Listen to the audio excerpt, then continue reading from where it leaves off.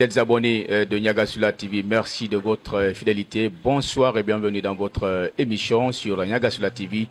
Vous le savez très bien, dans cette émission, c'est tous les lundis à partir de 16 heures. On vous donne quand même la quintessence des actualités sportives sur toute sa dimension. Vous êtes dans Niagasula Football Club, dans votre émission préférée.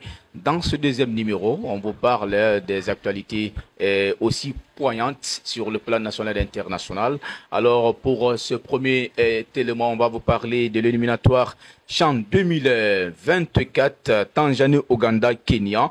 La situation dramatique du manque de préparation à temps de Sili local pour sa double confrontation contre la Guinée-Bissau. On vous donnera analyse sur ce sujet-là. On vous parlera aussi, n'est-ce pas, du retour de Ibrahima Souri Sankon à l'Es Kaloum en provenance de la Belgique, joueur libre. Déjà, il fait son retour après la Belgique. Il avait joué, il faut le rappeler, dans le club de Roré AC de Conakry. Après, il a pris son envol. Il est parti du côté de la Belgique où pratiquement il a joué pour des clubs de ce côté-là. Mais au jour d'aujourd'hui, il est agent libre. Il a préféré de revenir en Guinée dans le championnat guinéen afin de donner, n'est-ce pas, son expérience dans ce club de l'AS Kaloum. On vous fera analyse sur son retour. On vous parlera le choix de l'attaquant franco-guinéen Thierno Barry de Villarreal avec l'équipe espoir de la France. Le débat se divise en Guinée parce que pour un premier temps, on avait eu quand même des informations qu'il va jouer pour le Sili national de Guinée. Il y a eu des informations qui déjà ont fait tache d'huile sur les réseaux sociaux et par après on a appris que son papa avait pointé du doigt sur l'ancien sélectionneur guinéen, je vais parler de Kaba Diawara, que si son fils ne joue pas pour la Guinée, que c'est la faute à Kaba Diawara. Mais au jour d'aujourd'hui, Thierno Barry a été appelé du côté de la France dans l'équipe espoir de cette formation française. On vous parlera le démarrage du championnat guinéen Ligue 1 Guico Press qui est programmé pour le 27 novembre 2024. Le championnat aura-t-il lieu ou pas? C'est la grosse question qu'on se pose dans cette émission. Mesdames et messieurs, fidèles auditeurs, fidèles téléspectateurs de Niagasula TV, l'émission Niagasula Sport, c'est tout à l'heure. On va d'abord marquer cette courte pause avant de revenir pour l'ouverture des débats dans cette émission.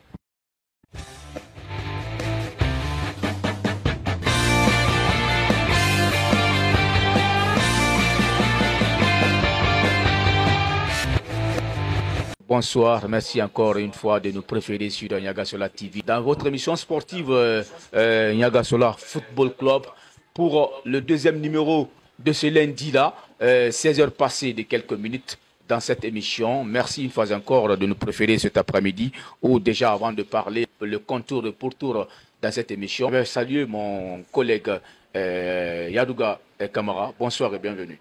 Bonsoir Kamara, bonsoir à tous nos téléspectateurs et followers. Alors, vous l'avez compris, c'est Yadouga qui est habitué à cette émission-là. Mesdames et messieurs, on va partir directement sur l'analyse de la thématique éliminatoire CHAN 2024, Tanzanie, Ouganda, Kenya. La situation dramatique du manque de préparation à temps du Sili local pour sa double confrontation contre la Guinée-Bissau. Pour le moment, rien n'est fait. L'équipe locale, pas d'intournement, un manque total pour enfin préparer ces joueurs-là, afin de jouer cette compétition, cette éliminatoire du championnat national d'Afrique. Alors, la Guinée, pourquoi ce retard-là? C'est la question qu'on se pose dans cette émission. Yadouga, pratiquement le Sili local n'a pas pris l'emploi du temps pour la préparation afin de jouer ces éliminatoires du CHAN. Oui, évidemment.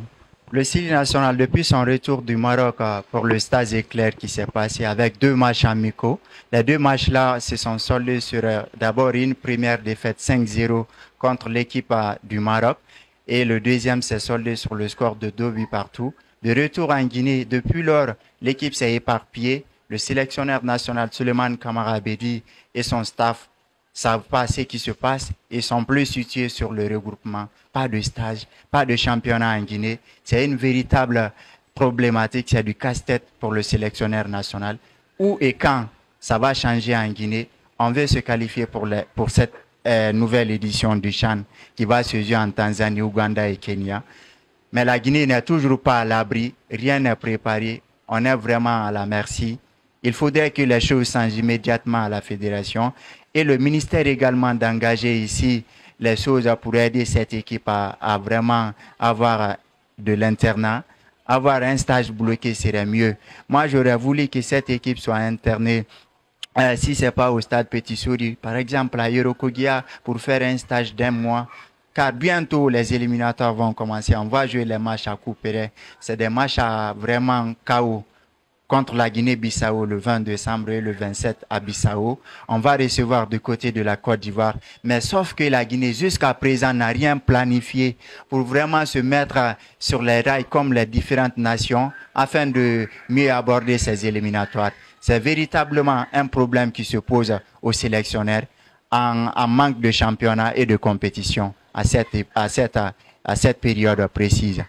Alors, déjà, est-ce que on peut se fixer à l'objectif pour dire que oui, bientôt, les quarts de finale de la Coupe de la Ligue pour cette deuxième édition de le trophée le général Mamadi Doumbouya.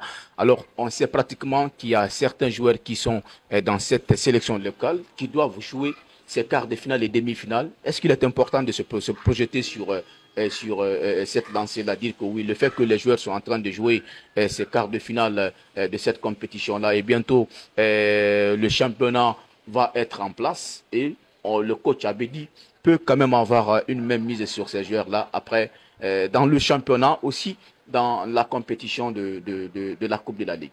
À mon avis, c'est un faux argument. Les compétitions se préparent. Il faudrait, c'est d'où l'importance d'organiser un championnat dans tous les grands pays du football. Le championnat est le choix numéro 1. Les coupes viennent pour arrondir, pour vraiment meubler les choses. La compétitivité d'une équipe ou d'une sélection passe par la régularité de ces joueurs. Les joueurs n'ont pas... Est-ce que cette coupe dont vous êtes en train de parler, les équipes vont aborder 5 à 4 matchs? Je ne pense pas. Et on doit jouer une compétition avec les joueurs qui sont en jambes, qui ont déjà joué 6, 5, 7 matchs de championnat et d'autres compétitions. Et nous, on va se fixer derrière une coupe de la Ligue pour se dire on est en préparation.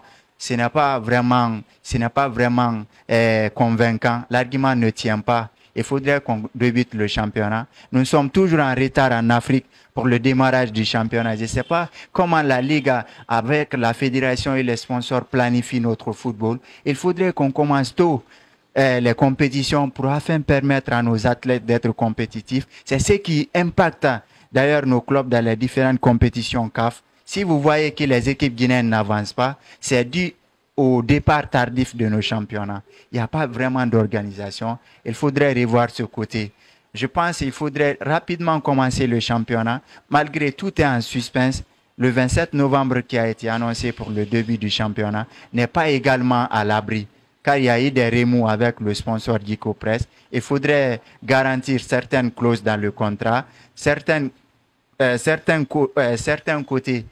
causes n'ont pas été vraiment respectées. Là, nous sommes dans le suspense total. On ne sait pas à quand le championnat va débuter et c'est avec quelle équipe la Guinée va aborder les éliminatoires. Alors, parlons de ces sponsors. Je vais parler de Guico Press qui sponsorise le championnat guinéen. Pour un premier temps, on a vu sur les réseaux sociaux que la société s'était quand même désolidarisée de la Fédération guinéenne de football, de la Ligue guinéenne de football, pour enfin sponsoriser le championnat guinéen. Mais après, on a vu que il y a eu communiqué autour pour dire que la société Dico Press va toujours continuer avec le championnat guinéen pour ne pas que le championnat soit dénaturé, qui va toujours accompagner le championnat guinéen afin de sponsoriser non seulement la première division, mais aussi la deuxième division. Et au jour d'aujourd'hui, on ne comprend pas ce championnat-là. Certes, est programmé pour le 27. On va revenir sur cet élément parce que ça se trouve ici dans la thématique. On va toujours parler de cette formation locale après des bourdes du côté de Maroc. Vous l'avez rappelé, un premier match qui était soldé sur le score de 5 buts. Alors, le deuxième match, on a fait match nul. Ça a été quand même une très belle prestation. Mais le retard par rapport à ces joueurs-là, la Fédération guinéenne de football, le président de la Fédération guinéenne de football, Bouba Sampil, doit prendre les décisions, doit prendre ici les taureaux par les cornes pour enfin permettre un stage à cette formation locale-là pour enfin se préparer pour ne pas que nous soyons en retard dans les préparatifs et on sait très bien que ça impacte beaucoup sur les sélections nationales. Ah oui, c'est évident. Nous sommes dans l'urgence. Il faudrait vraiment mettre l'équipe à l'abri. Il faut interner l'équipe pour qu'afin l'équipe soit compétitive et apte pour affronter la Guinée-Bissau. La Guinée-Bissau ne serait pas là contre la Guinée en parent pauvre. Elle va jouer son va-tout dans cette phase éliminatoire, qui serait d'ailleurs comme une finale, car l'équipe qui va se qualifier, qui va remporter les deux, ou bien qui va franchir les deux caps de la dernière partie des éliminatoires va se qualifier directement pour le CHAN Ouganda, Kenya, Tanzanie 2024. Donc, c'est une compétition vraiment qu'il ne faut pas prendre à la légère. Il faudrait que les autorités puissent se mettre vraiment sur la ligne, se bouger, y compris aux côtés du ministère des Sports, qui vraiment n'arrive pas à faire ce qu'il faut. Le ministère est toujours lent dans ses décisions. Il faut accompagner, mais la fédération également dans sa stratégie du football, dans son stratagème, n'est pas vraiment mieux lotie pour mieux appréhender, pour mieux prévenir les choses et mettre à l'abri nos sélections. Le dernier CHAN, on ne s'est pas qualifié. Il faudrait vraiment se rattraper cette année, surtout avec les erreurs en cascade de nos différentes sélections guinéennes. Alors, on le sait très bien, c'était quand même les maîtres mots de Yadouga Camara dans cette émission. L'autorité en charge, je vais parler de l'instance dirigeante du football guinéen, doit quand même se bouger, se démerder pour enfin permettre un stage à cette sélection locale. Il est important que cette sélection locale se prépare de mieux pour enfin affronter les adversaires qui sont devant lui. C'est important. Cette sélection locale, on le sait très bien que c'est une sélection qui est habituée à de grandes compétitions, mais après qu'on parvient à rater le premier CHAN, et là, ce deuxième-là, il ne faudrait pas qu'on passe complètement à côté de la plaque. Cela doit partir sur une base très solide. Cette base solide-là, c'est sur les préparatifs. Il ne faudrait pas attendre à la dernière minute pour enfin mettre en place les stages pour ces jeunes joueurs-là, pour ces athlètes-là. Il faut se bouger. Le président de la Fédération guinéenne de football, également le ministre des Sports, Kemo Bobola Khaba, qui fait beaucoup plus, n'est-ce pas, d'efforts pour accompagner toutes les disciplines de notre pays. Sur ce côté, un ministre qui aime vraiment sortir les buzz, je m'excuse, c'est la communication. C'est pas le concret, quoi. Les choses se passent dans les médias, mais sur le terrain, on voit rien. Il faudrait que le ministre se différencie de ce genre de personnes, de cette manière de tromper l'opinion. Il faudrait mettre les choses à l'acte. Il faudrait vraiment être sur le terrain pour mettre les choses dans la concrétisation. C'est pas les discours seulement qui nous concernent ou vraiment qui peut nous tromper dans l'œil. Il faudrait les actes vraiment pour à la conclusion des choses. Alors, Yarouga, qui est trop remonté dans cette émission, alors le ministre a bien compris, il va faire des communications qui vont apporter des solutions pour toutes les disciplines guinéennes. Je pense que sur ce sujet-là, ce sujet a été complètement décortiqué dans cette émission. On va partir sur cet autre élément. C'est le retour de Ibrahima Souli Sankon, Zidane de Sobriquet, dans le club de l'AS Kaloum en provenance de la Belgique, joueur libre aujourd'hui, qui a fait un choix sur le championnat guinéen. Il pouvait partir dans d'autres championnats, mais pourquoi le choix sur le championnat guinéen et pourquoi le retour dans le club de l'AS Kaloum? Parce qu'il jouait dans le club de Roré AC, il pouvait venir dans ce club de Roré AC parce qu'on sait très bien que le Roré AC aujourd'hui est dans les difficultés. Alors il a préféré de choisir l'AS Kaloum. Pourquoi cela? C'est la question qu'on se pose dans cette émission. Alors Yadouga Camara, le retour de Ibrahima Souli Sankon dans l'effectif de l'AS Kaloum, déjà un effectif de l'AS Kaloum qu'on connaît très bien, qui était dans les difficultés. Alors il revient. Est-ce qu'il peut apporter beaucoup d'expérience? Sa présence déjà au sein de cet effectif-là peut apporter quoi pour l'AS Kaloum?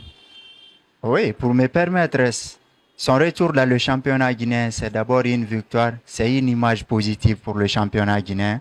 Pour ceux qui connaissent le joueur en qualité et en profondeur, c'est quelqu'un qui n'est pas à présenter. Il a montré ici son talent sur le continent et puis il est parti du côté du plat pays, la Belgique, d'où il a prouvé en première division en Jupiler Pro League. Avec Saint-Tron, il a joué d'ailleurs 50 de matchs en première division belge avant la descente de cette formation des jaunes bleus.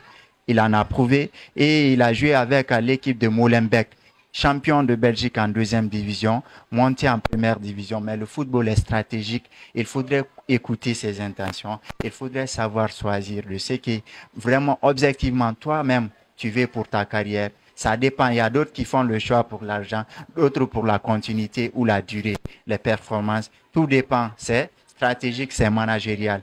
Ibrahima Sori Sankon, après sa fin de collaboration avec Dender FC en deuxième division belge, étant au chômage, il y a eu beaucoup de propositions. Je pense que son entourage a prévu pour lui, a choisi qu'il rentre en Guinée pour apporter un coup de main au football local, non seulement en se mettant à l'œuvre pour rebondir plus tard.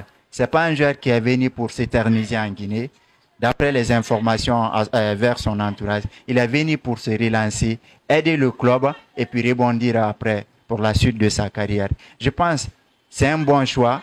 Lorsqu'un joueur professionnel arrive à tirer conclusion, à tirer la conscience de venir apporter ici sa graine à l'édifice, sa pierre au football local, c'est toute une continuité, c'est toute vraiment une stratégie pour apporter du positif à notre football local. Il y a des autres qui vont parler de manque d'ambition et ça va, parce que le joueur, il peut jouer pour l'argent, ça c'est juste pour un niveau, ça c'est jusqu'à un niveau. Mais à un certain moment, le joueur a besoin de camper les statistiques pour permettre de rebondir. Parce qu'il ne faut pas l'oublier, sur les transferts market, il y a valeur marchande. Il faut la compétitivité. Un joueur qui ne joue pas, ce n'est pas vraiment un joueur vendable. Il faut la compétition pour exploser de sa valeur. Lui, il n'est pas en compétition. Il a choisi de revenir en Guinée. C'est un bon choix, sportivement pour lui. Et puis financièrement, ça va venir après.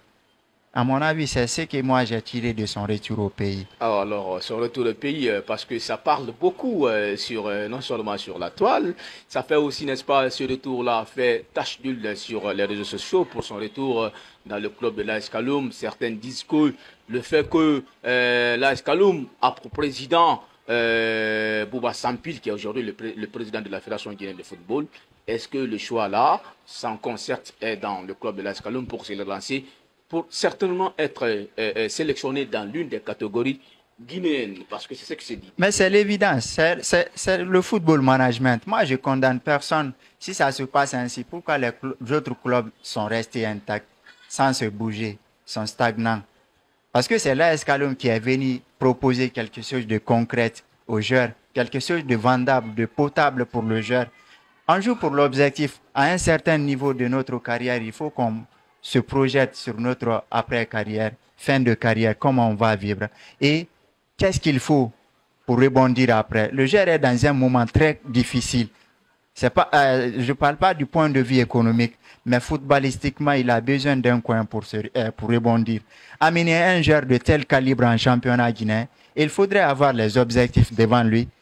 Venir à l'AS Kaloum, c'est un club qui peut le mettre en équipe nationale lorsqu'il arriverait à être compétitif. Ça, c'est partout dans le monde. Moi, je condamne personne. À lui maintenant de prouver et de démentir l'opinion. De ce côté, je ne condamne pas le joueur, je ne condamne pas l'AS Kaloum. Le football, c'est le business. Maintenant, aux deux côtés, de se mettre sur le diapason pour faire vraiment les choses dans le professionnalisme. Alors, son retour dans le club de l'AS Kaloum, moi j'ai entendu, j'ai vu que c'est pour 6 mois de contrat dans le club de l'AS Kaloum. Alors, est-ce qu'il est important aujourd'hui que 6 mois peut lui permettre d'être mis sur le plan national et international? Est-ce qu'il ne serait pas préférable que Sankon signe au moins une année dans ce club de l'AS Kaloum pour enfin lui permettre de réussir son niveau? Parce qu'on le sait très bien avec ce retour-là, le championnat guinéen n'est pas comme le championnat de la Belgique. Il y a toujours, n'est-ce pas, des difficultés au sein du championnat guinéen. Il y a le retard qui provoque dans le championnat guinéen.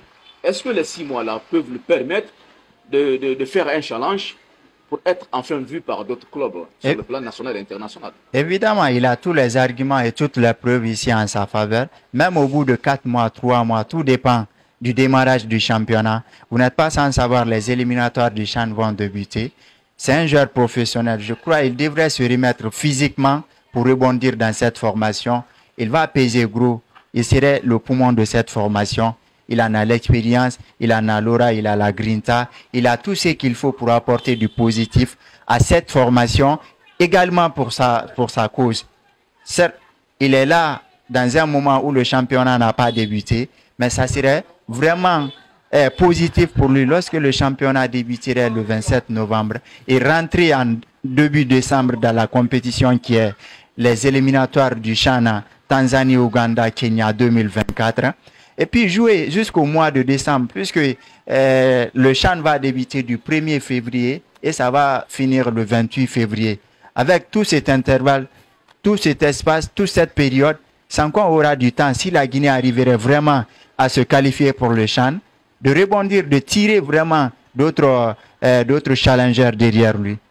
Alors, c'est le choix d'Ibrahima Soulou Sanko pour son retour dans le championnat guinéen qui se prépare parce que c'est prévu pour le 27 novembre 2024. On fera analyse par rapport à ce calendrier programmé par la Fédération guinéenne de football. Alors, mesdames et messieurs, c'était les deux thématiques. On va marquer d'abord une courte pause. Derrière, on revient pour la suite de cette émission.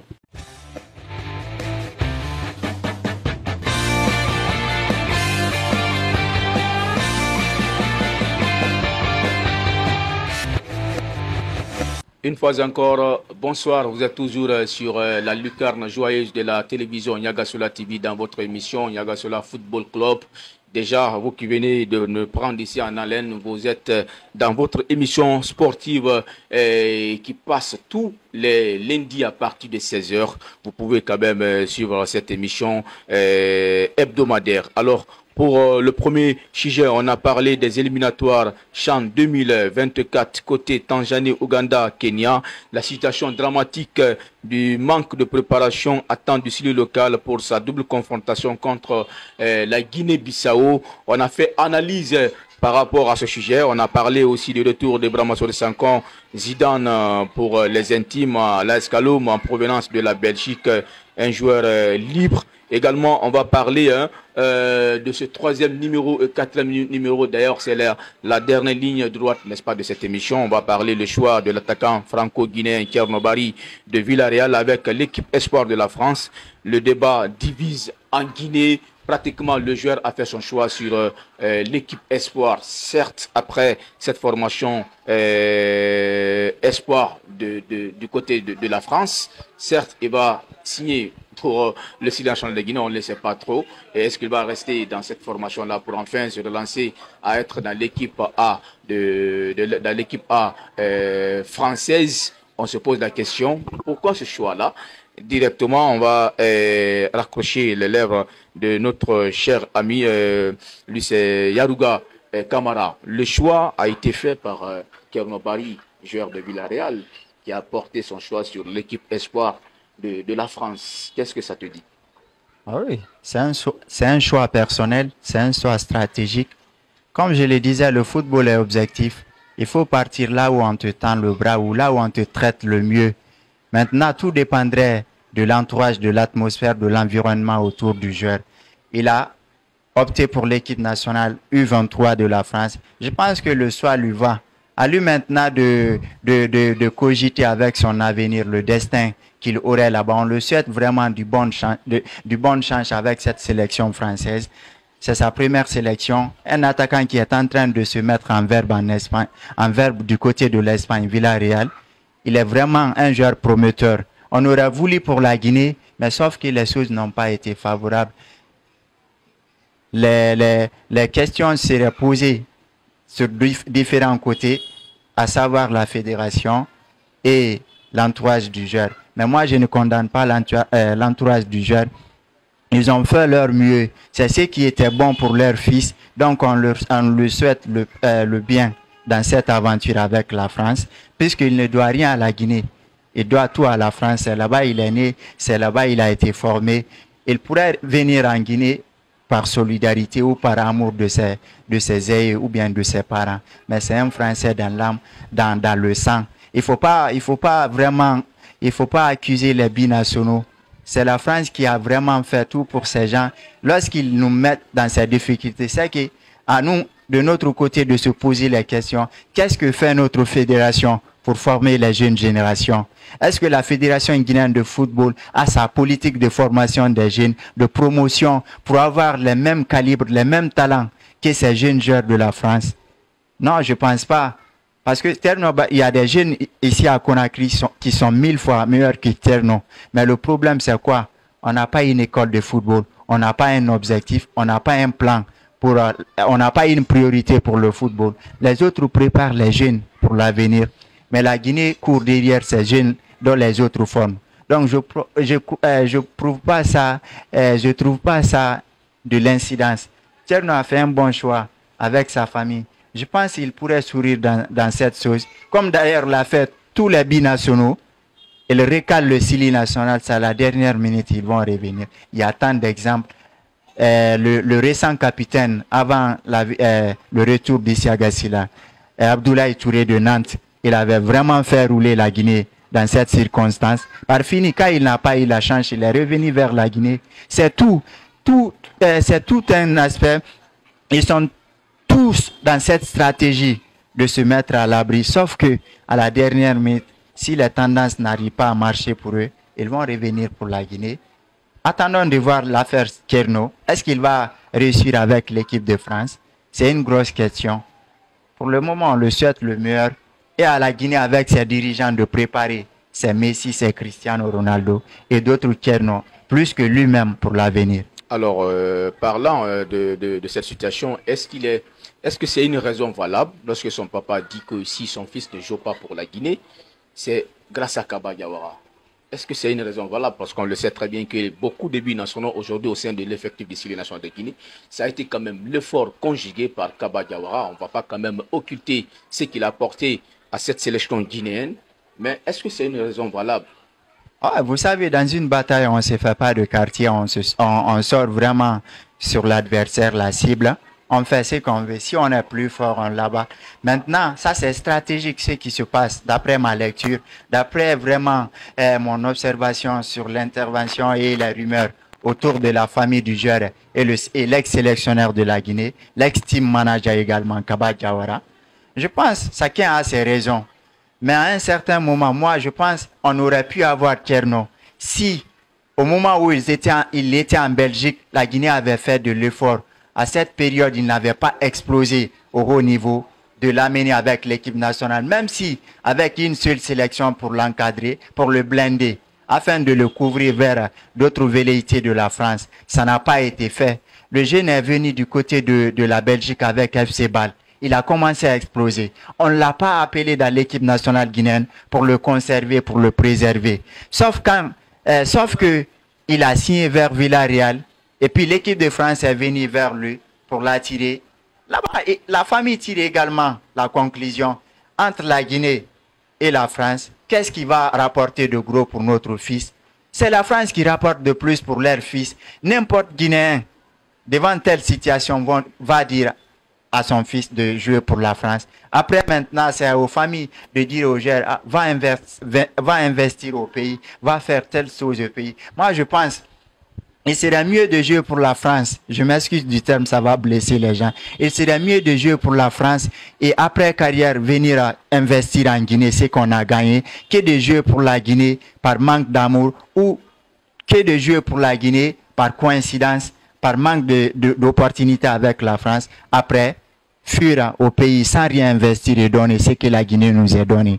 C'est un débat vraiment qui est ouvert. Chacun donne sa version, mais chacun a ses raisons. Le joueur n'est pas à blâmer. La Guinée a tardé. On aurait pu le prendre en deuxième division en Belgique. Même avec une sélection, la situation serait terminée.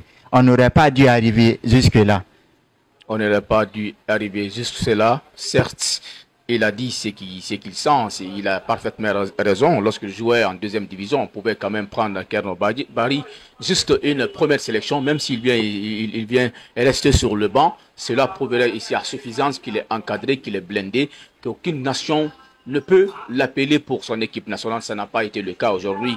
Il est en train quand même d'évoluer. Il est en première division du côté de l'Espagne et joue pour Villarreal où il a glane des qualités, des prouesses, des prestations. Aujourd'hui, il est appelé par l'équipe Espoir du côté de la France. Alors, il a fait son choix.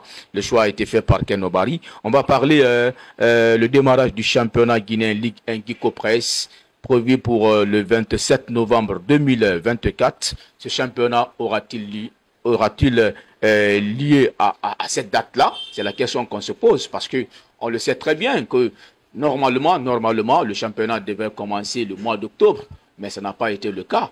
Aujourd'hui, on parle du 27 novembre 2024. Est-ce que ce serait une date propice pour le championnat guinéen? On se pose la question dans cette émission-là.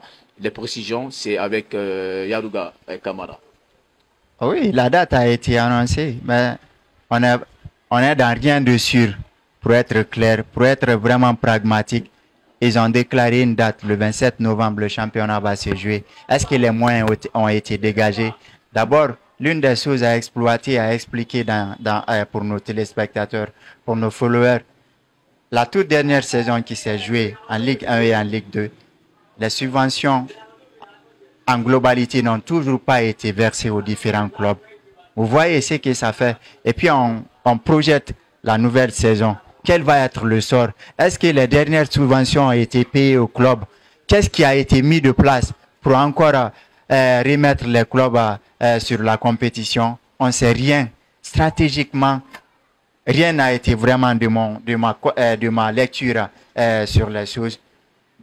D'espérer de mieux pour ce démarrage du 27, ça serait vraiment un suspense, car ce qui aurait dû être fait à temps n'a jamais été effectué avec cette ligue professionnelle de football.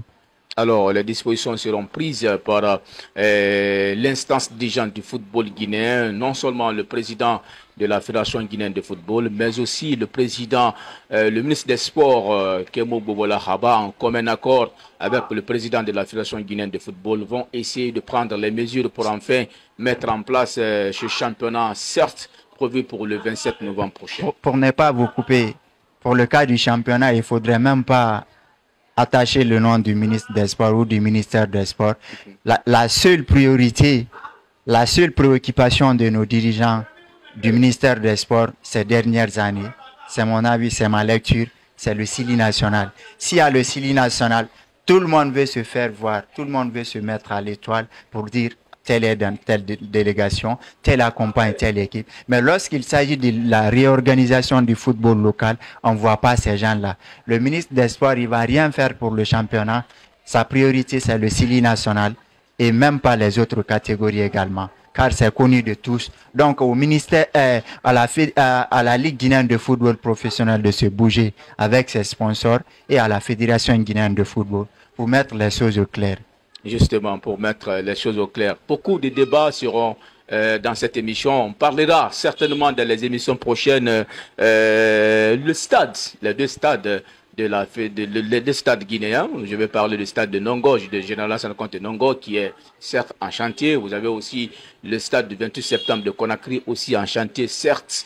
Dans la semaine prochaine, on va parler l'état des faits de ces stades-là, pour enfin vous permettre de bien comprendre ce qui se passe autour des travaux qui sont effectués du côté de ces deux stades-là. Est-ce qu'on peut recevoir des équipes du côté du stade de 28 septembre de Conakry ou bien du côté du stade de Nongo, parce qu'il faut le rappeler que le 12e homme doit forcément accompagner le CILI national de Guinée, parce que déjà on ne joue pratiquement pas dans ces deux stades-là lors de ces éliminatoires de la Coupe d'Afrique des Nations.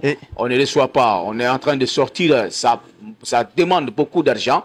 Alors, Yaruga, avant de finir. Évidemment, c'est les handicaps du football guinéen. On veut le résultat, mais on ne réalise pas sur le plan local.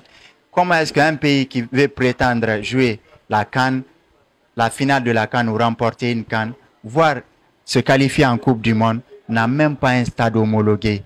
On parle du démarrage du championnat. Sur combien de stades le championnat va se jouer pour un championnat professionnel? Il n'y a que le stade de la Mission qui n'est pas dans un bon état également, oui, avec sa pelouse. Le stade Petit Solidor, la pelouse est en train de détremper aussi. Oui. Il y a le stade de Kamsat. Oui. Il n'y a pas véritablement de stade pour attirer le public, pour vraiment mettre de l'engouement sur le football national. C'est un hic. C'est vraiment une problématique pour le football guinéen. Il faudrait que l'État guinéen, à travers sa stratégie avec le ministère des Sports, puisse faire le football en Guinée une priorité.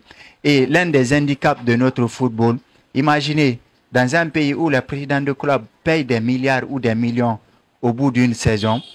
La récompense, la mise pour le trophée, c'est 100 millions de francs guinéens. Imaginez 100 millions de francs guinéens pour un club vainqueur d'une compétition avec un effectif de 40 à 50 personnes, avec les joueurs qui prennent des salaires, des primes. Est-ce que vraiment c'est encourageant pour un football qui veut se développer? Je ne pense pas. Il faudrait vraiment revoir beaucoup de choses pour l'avenir du football guinéen. On n'est pas à l'abri, on est en train de bricoler les choses. Il faudrait qu'on s'apprête vraiment à être professionnel dans les choses. Merci toujours Yaruga Kamara pour votre expertise dans cette émission.